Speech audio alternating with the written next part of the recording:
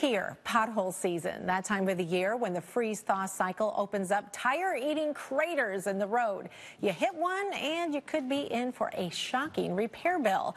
Let's keep you out of potholes and out of the repair shop if we can. We've got Lauren Fix, the car coach.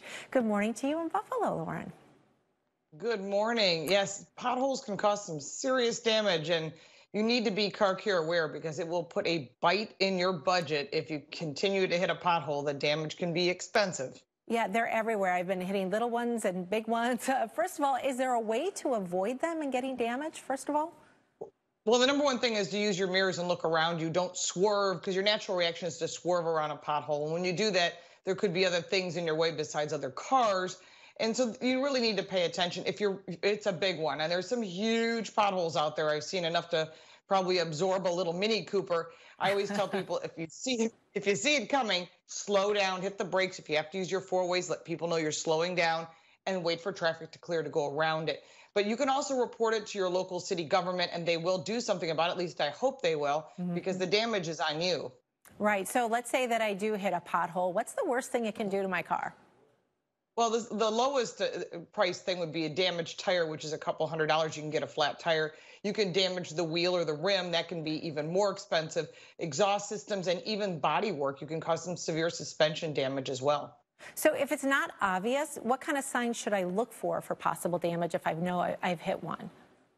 Well, we've all hit a pothole when you went, oh, you cringed, you Yeah. thought, oh, that's not good. The first thing to do is pull over in a safe area and walk around the vehicle and look. A flat tire is obvious and easy to see, but sometimes you'll see damage to your vehicle and you think, wow, I know there's something that sounds wrong or looks incorrect. You need to take it to a mechanic if it's drivable. Sometimes it's not.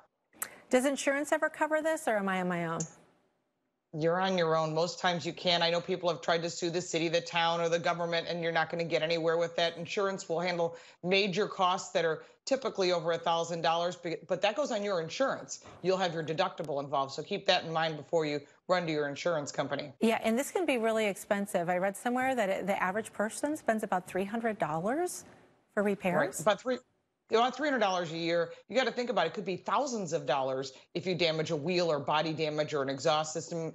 Cars are expensive, and you have to really take care of that expense. It's the second largest expense you have after your home. So outside of potholes, winter driving, we get all that salt, we get that brine and all that stuff on our cars now. Touch on that real quickly in terms of what kind of damage that can cause to your car.